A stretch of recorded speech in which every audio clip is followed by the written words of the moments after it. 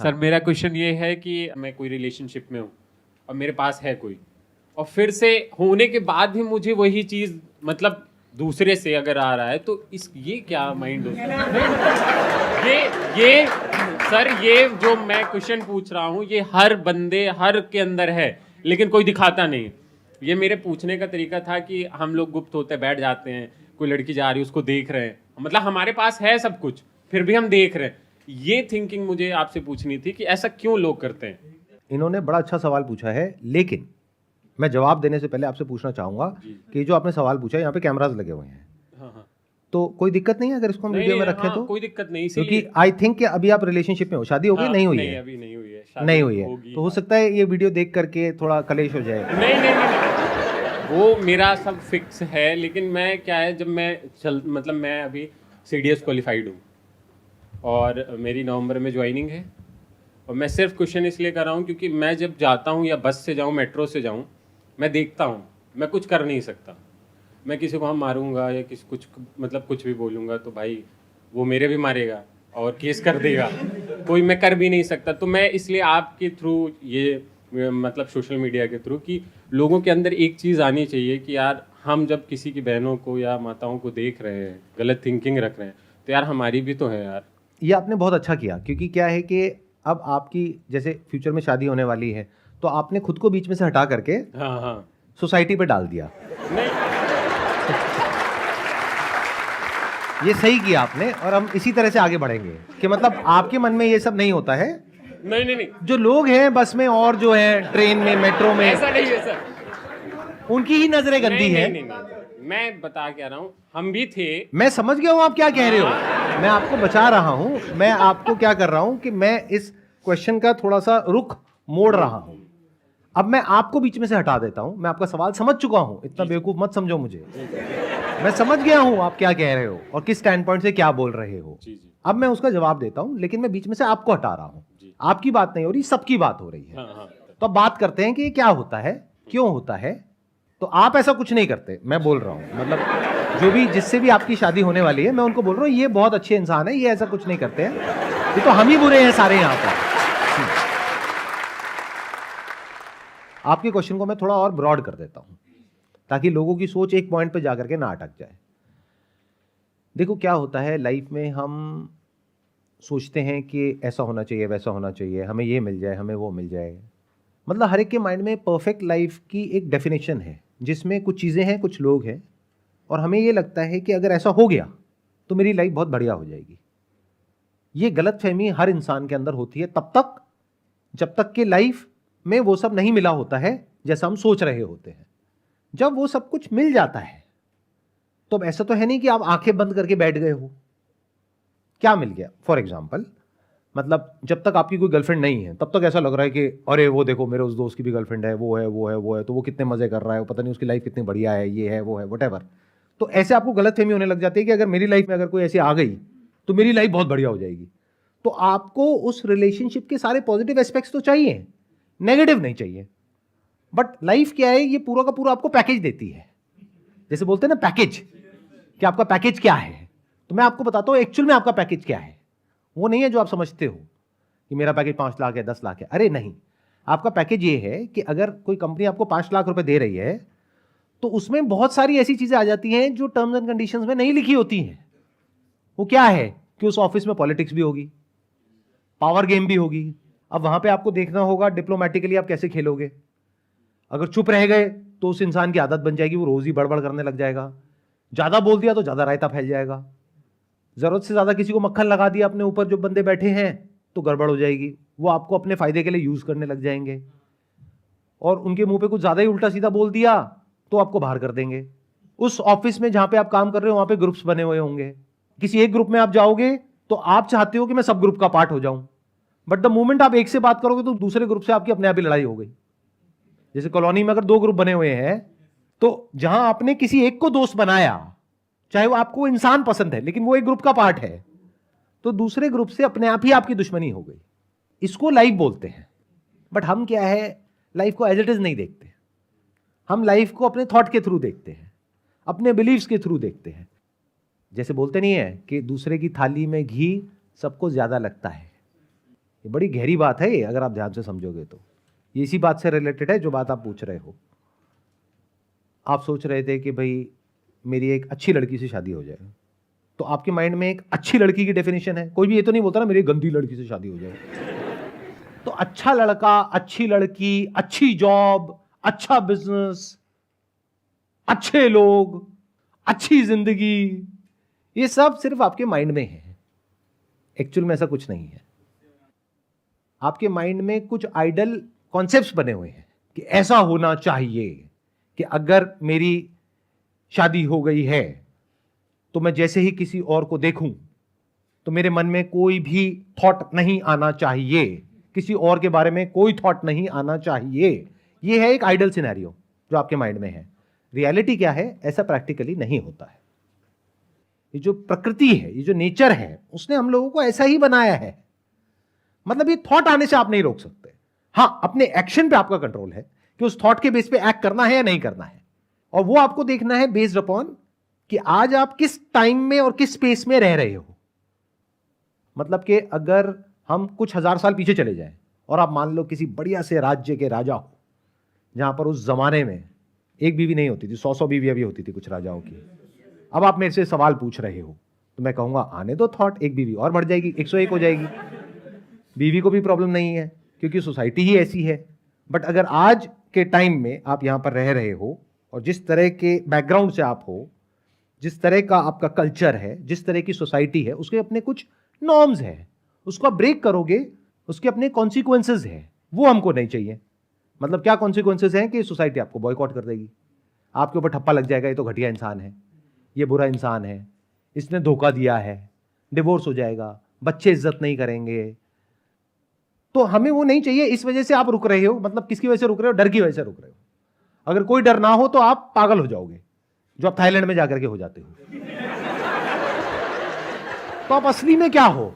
जो यहां पर आप दिखा रहे हो, सबको बोल रहे हो कि भाई मेरे को ऐसे कोई थॉट नहीं आते हैं, क्योंकि अगर आपने बोल दिया कि मेरे को ऐसे थॉट आते हैं और उसने भी आपको बोल दिया कि मेरे भी माइंड में ऐसे थॉट आते हैं, तब तो बवाल हो जाएगा। तो सब एक दूसरे को झूठ बोलते हैं कि नहीं मेरे माइंड में ऐसे कोई थॉट नहीं आते तुम्हारे अलावा। अरे ना ना ना ना ना ना। तो ये थॉट्स आना नेचुरल है। तो अगर कोई आपको आकर के ये बोल रहा है ना कि ऐसे थॉट्स आने आपके माइंड में बंद हो जाएंगे अगर इस तरह की मेडिटेशन करोगे, लेकिन उसके लिए तुम्हें 7 दिन के लिए मेरे पास आना पड़ेगा और 25,000 रुपए देने पड़ेंगे, तो समझ जाओ वो मजे ले रहा है आपसे। तो ऐसे चक्रों में मत फंसो। कुछ भी कर लो, कहीं भी चले जाओ, थॉट को तो आप नहीं रोक सकते। जैसे आंख खोलते हो दिखता है, तो अगर ब्रेन है तो थॉट आएंगे। और थॉट कैसे आएंगे? हर तरह के आएंगे। अच्छे से अच्छे, जिसको आप बोलते हो सोसाइटी के पॉइंट ऑफ व्यू से, बुरे से बुरे। मैंने जोर दिया है बुरे से बुरे पे, अगर आपने ध्यान से सुना हो तो। मतलब इतने बुरे कि अगर वो थॉट जो आपके माइंड में सुबह से रात तक चलते हैं, सिर्फ 24 घंटे के लिए वो ब्रॉडकास्ट हो जाए नेशनल टेलीविजन पे, उसके बाद जो मजा आएगा, या वो इंसान जो आपको इस तरह की बातें कर रहा है उसके खुद के जो थॉट्स हैं उसको ब्रॉडकास्ट कर दो। आने वाले टाइम में न्यूरल लिंक आ जाएगा, तो यहां पे उसके एक चिप लगाओ और दिखाओ जरा अंदर चल क्या रहा है, तब देखते हैं क्या चल रहा है। भाई बड़ा सिंपल है, आंख खोलोगे तो दिखेगा। कुछ भी अच्छा दिखने से, बुरा दिखने से आंखों पे कोई फर्क पड़ता है? ऐसे ही कोई अच्छा थॉट आता है, बुरा थॉट आता है, उससे आपकी ब्रेन पे फर्क नहीं पड़ता है। तो ये आइदर और के चक्रों से बाहर निकल आओ। ये बहुत बड़ी गड़बड़ है हम सबकी।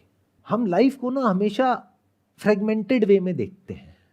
मतलब लाइफ को इस तरीके से देखते हैं कि जो मैं सोच रहा हूं ना ऐसा होना चाहिए, सामने वाला इंसान ऐसे करना चाहिए, मैं ऐसे होना चाहिए, मेरी लाइफ में ये होना चाहिए।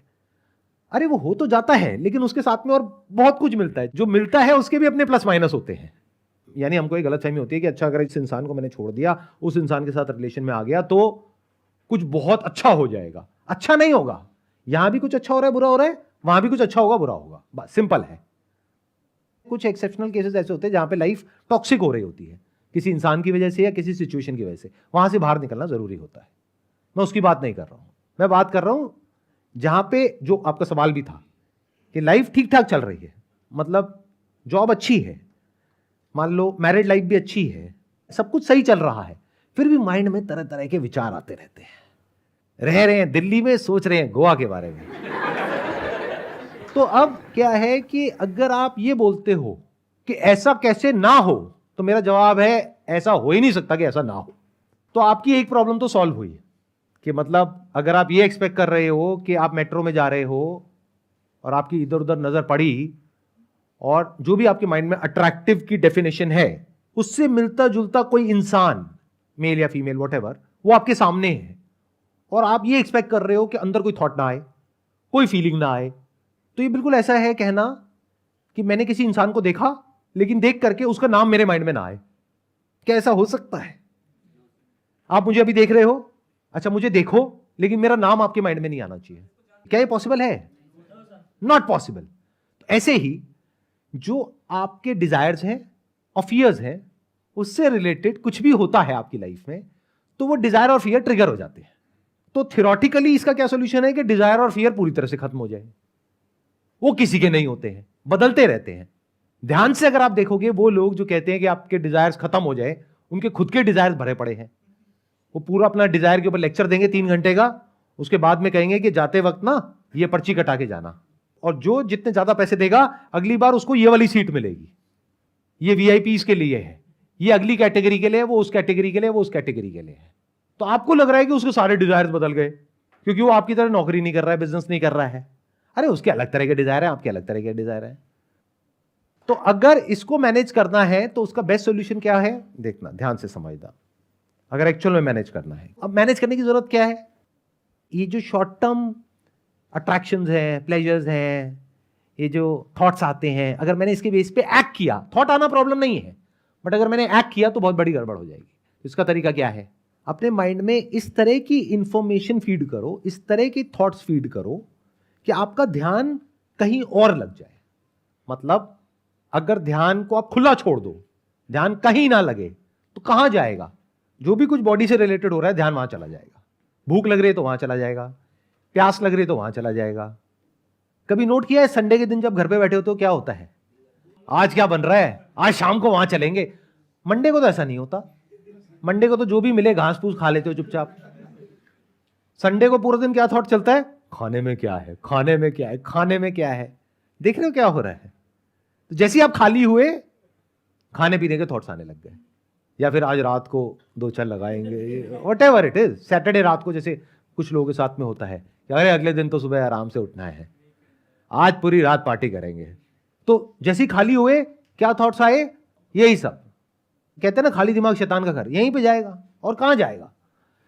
तो इसका मतलब क्या है? माइंड में जो थॉट्स हैं वो ऐसे रखो, जो पहले तो इस वक्त करना जरूरी है, यानी कि पैसा एक पर्टिकुलर लेवल तक, तो आपका दिमाग पैसे में जब रहेगा तो फालतू की चीजों में कम से कम जाएगा। अब जब आप पैसा कमा लेते हो, यानी सक्सेस आपको मिल जाती है, अब पैसे की टेंशन नहीं है। ये जो स्टेज है, ये सबसे ज्यादा खतरनाक होती है, क्योंकि अब आप खाली हो गए। जब तक पैसा नहीं कमाया तब तक तो फिर भी एक गोल है, मुझे पैसा चाहिए अपने परिवार के लिए, अपने लिए, इसके लिए, उसके लिए। पैसा कमा लिया, एक घर आपके रहने के लिए हो गया, एक घर आपने और इन्वेस्टमेंट के लिए ले लिया, थोड़ा बहुत पैसा यहां भी लगा दिया, वहां भी लगा दिया। अब वो पैसा बार बार आपको दिख रहा है, अब दिमाग चल रहा है कि इस पैसे को खर्चो कैसे। अब खर्चने के क्या तरीके हैं आपके पास में? सारे उल्टे सीधे हैं। तो जब खाली हो जाओ तब स्पिरिचुअलिटी के रास्ते पे आ जाओ, यानी एक्चुअल में समझो भक्ति क्या होती है, आत्मज्ञान क्या होता है, स्पिरिचुअलिटी क्या होती है, रियल, वो नहीं जो लोग दिखा रहे हैं।